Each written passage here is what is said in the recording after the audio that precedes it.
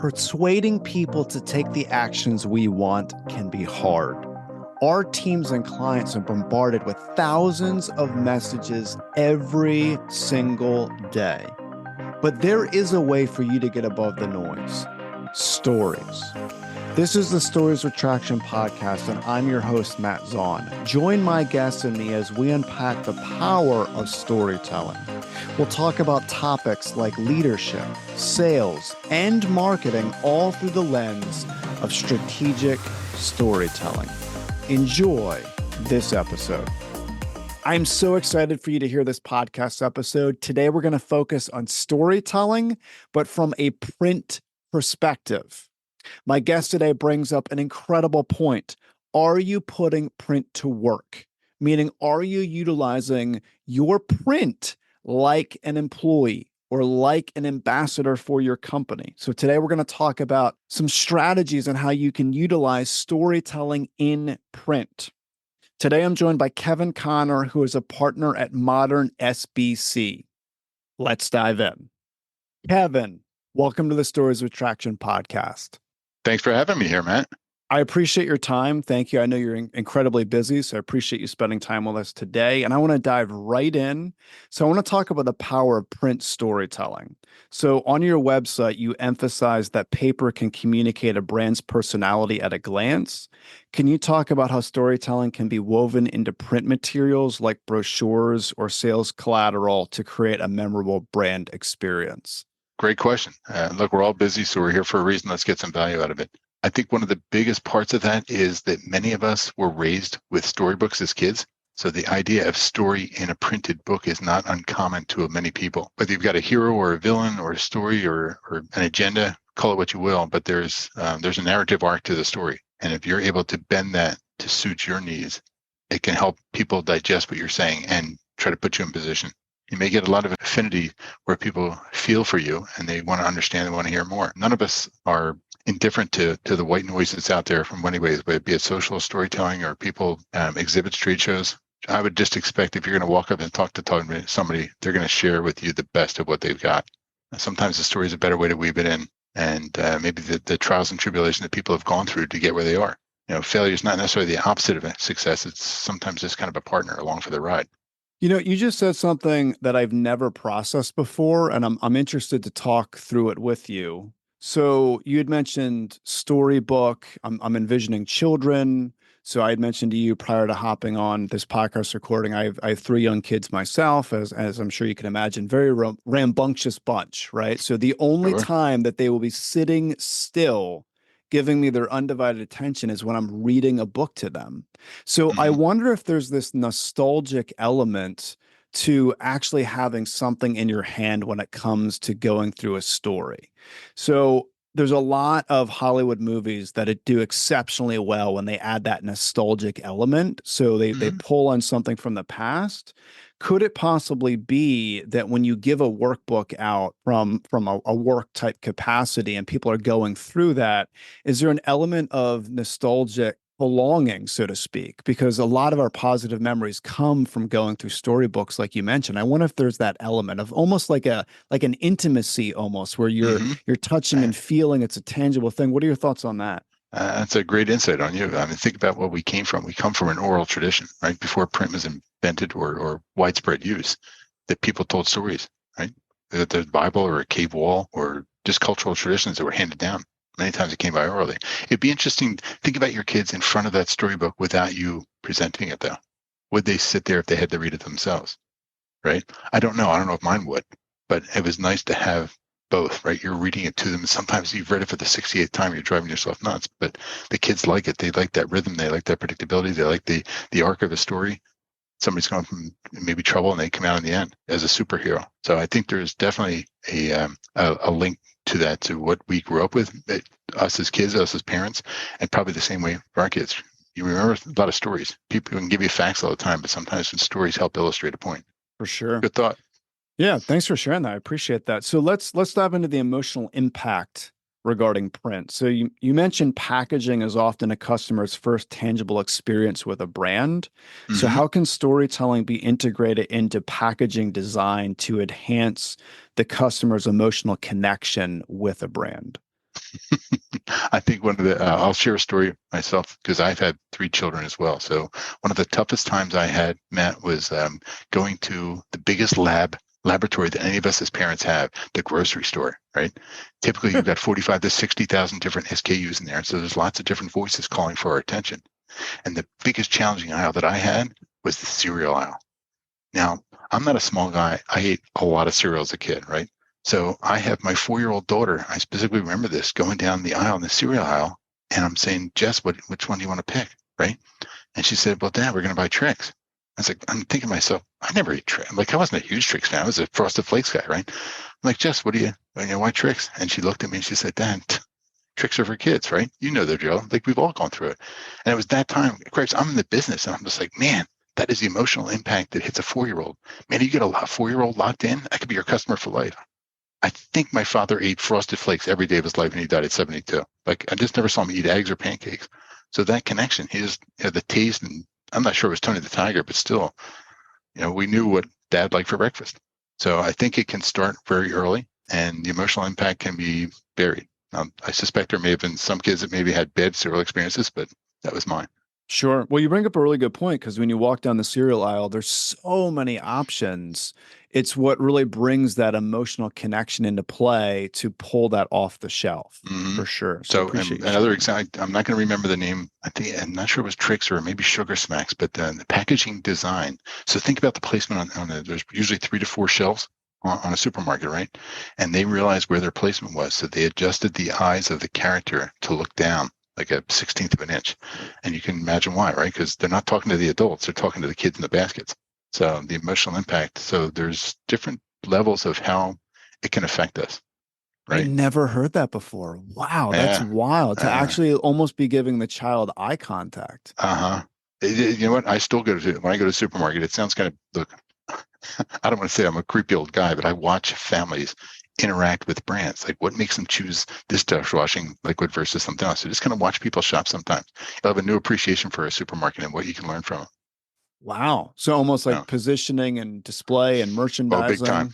Yes. That was one of my early jobs, actually, working in positioning for marketing, a market research company. And the end caps of supermarkets are not given away cheaply, put it that way. There's a lot of people on the turns to get bigger exposure. So, wow. So let's shift gears and talk about, sometimes my wife and I call it Christmas every day, a package coming to our house.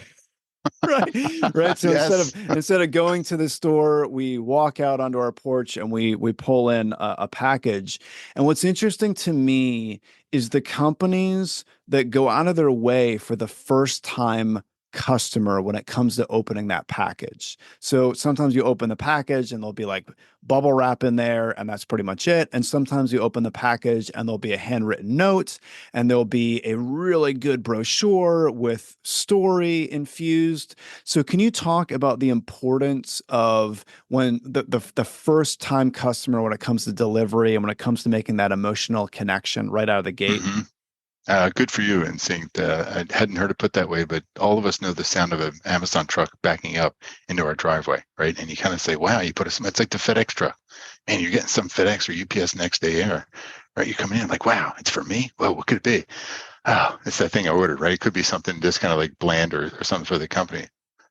Although the feeling is the excitement, and you nailed it, I think, that Christmas morning feeling. So is it possible to have that handwritten note scalable, right? It'd be nice to get a handwritten note from Jeff Bezos every time that truck backs up, but chances are excellent it's not going to happen, right? However, think about the companies that are able to do a little bit more personalization. Maybe an Etsy company that you might have a couple interactions with. They don't have millions of packages a day, but they might be able to give a quick note. And what does that say to you, right? It gives you a little bit more personalization. So I think many companies are trying to balance the personalization and that feeling, what it feels like to buy from somebody they really like, versus how do I do this in scale, without just pre-printing a note. I mean, you can put the words down. I think I mean the same thing as somebody that's put a pen to paper.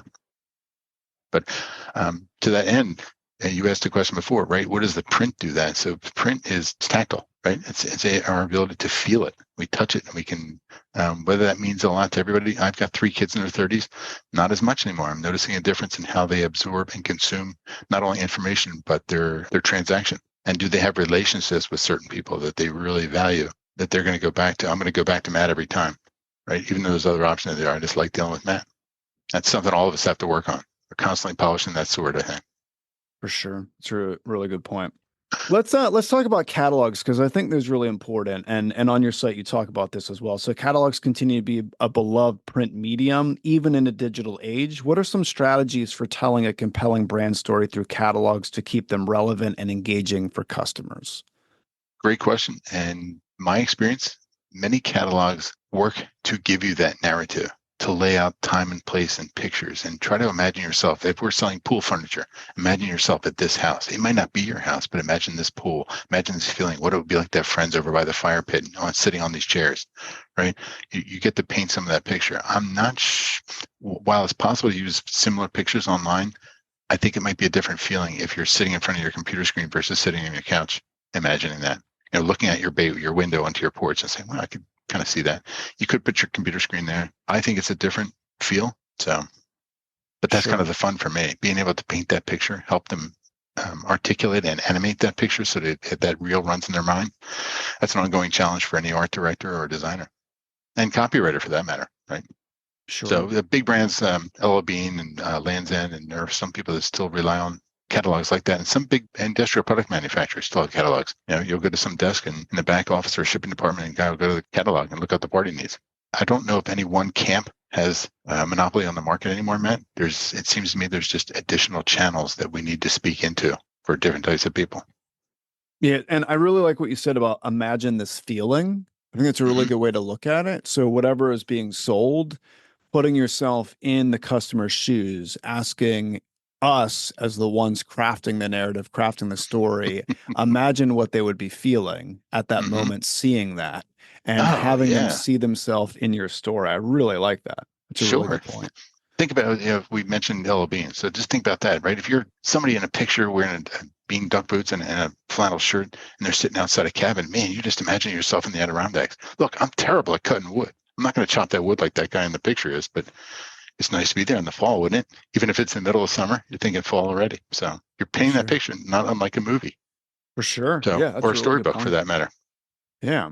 It's interesting. So I do a lot of workshops. And when I first got into the workshop space, I was concerned because I don't use a slide deck. So I don't use technology. I don't use flip charts. I actually rely on a workbook for the visual for the printed audience. Workbook? You go for it. Printed nice. workbook. Great. Wow. Nice. So when I got into it, my thought is, how is the audience going to respond? Because a lot of audiences, as you know, are used to the slide deck, right? Sometimes way too many slides.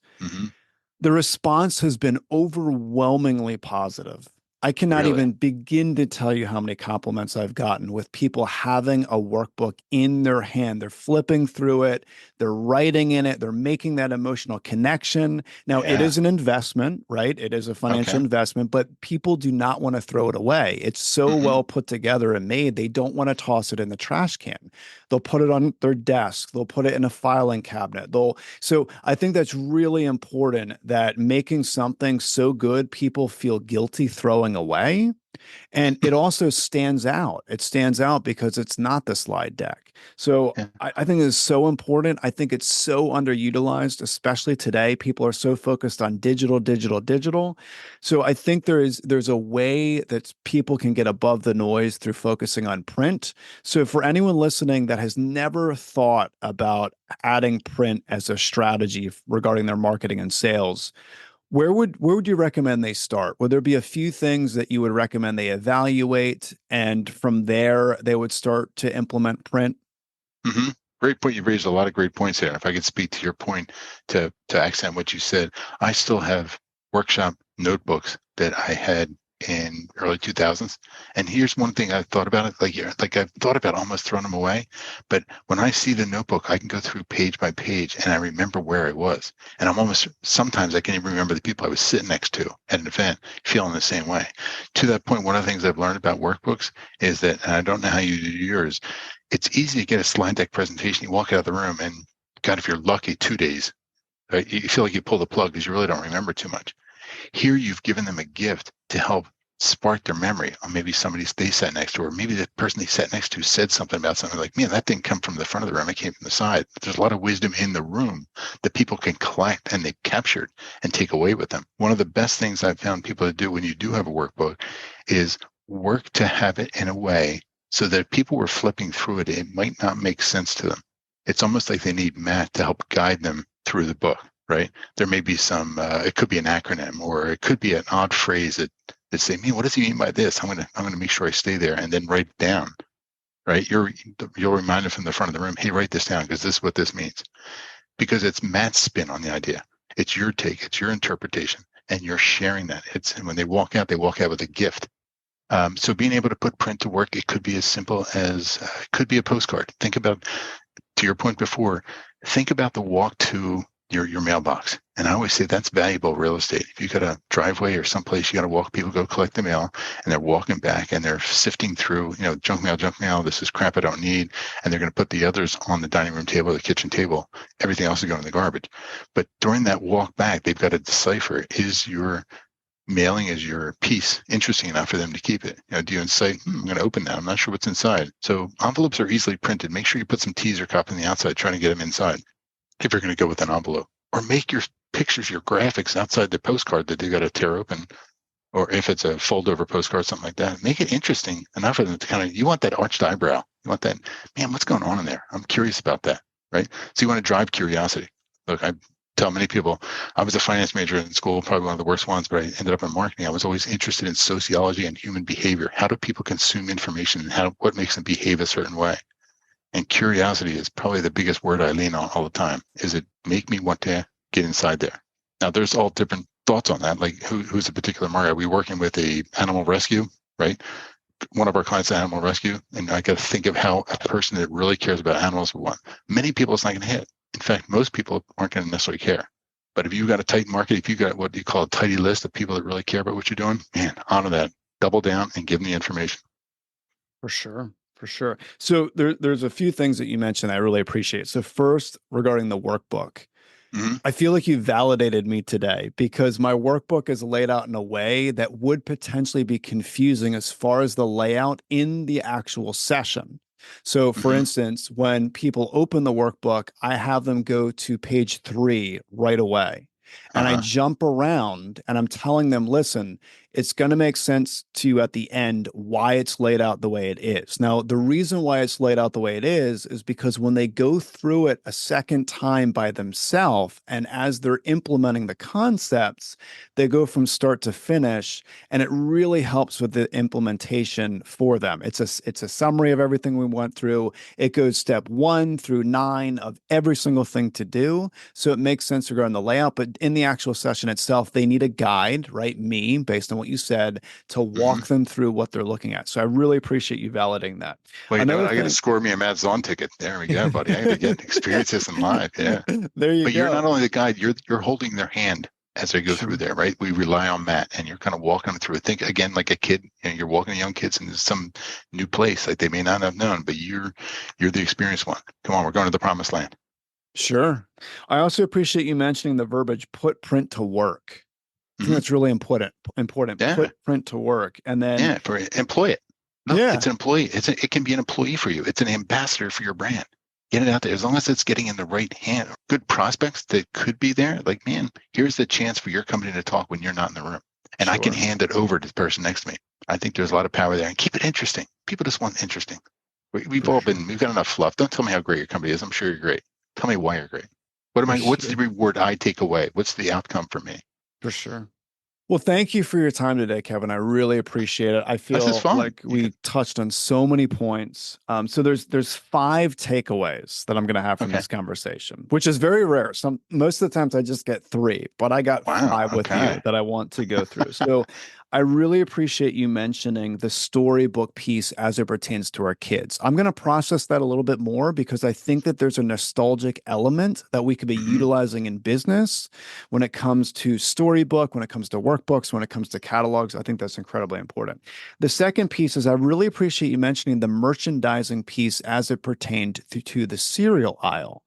I've never heard before about certain eyes looking at certain shelf levels when it comes to a customer. That's fascinating to me. And it really speaks to we should be incredibly intentional with our print. We should be envisioning where's the person going to be opening it here? Where are they going to be looking here? How intentional can we be when it comes to our print? I think that was an incredible point. Third point, I appreciate you saying, imagine this feeling. So for people going through the story of what we have in print, imagine the feeling that they're going to have seeing themselves in that story. I think that was another key point. Hmm. The fourth piece that I appreciate from my perspective is the workbook piece. You mentioned that if it doesn't make sense, that's okay. If you're the guide, you're the one holding their hand, taking them through the process. I appreciate that as well. And then the fifth and final piece was put print to work. If it's interesting for people to keep, that's a positive, as well as us being curious as well and passing that curiosity on to our prospects / clients. I really like that phrase, put print to work, make it an employee, an ambassador. Good for you. Wow, that's great. I feel honored. Thanks for interpreting the way you did there. But we seem to speak to similar type people, and everybody's a consumer. B2B companies are just made up of C's, right? All consumers work at B2B. So it's not too much of a stretch. People say B2C or B2B. A lot of times they overlap a lot of ways. Oh, for sure. Absolutely. Yeah. So, Kevin, if someone wants to get more information on you or they want to reach out for your services, where's the best place they can go to get that information? Website is probably the best one, Matt. On LinkedIn frequently. Happy to engage with people there to at least start a conversation. So. Perfect. I'll include your website and your LinkedIn in the show notes. People could just click and go from there. Super. Thanks for the opportunity. This is great. Thank you for listening to the Stories with Traction podcast. Please leave a review, since positive reviews will make it easier for others to find this conversation. Next episode will launch on Friday at 8 a.m. Eastern. Until then, remember, if you want to persuade with power and inspire those around you to action, you must share more stories.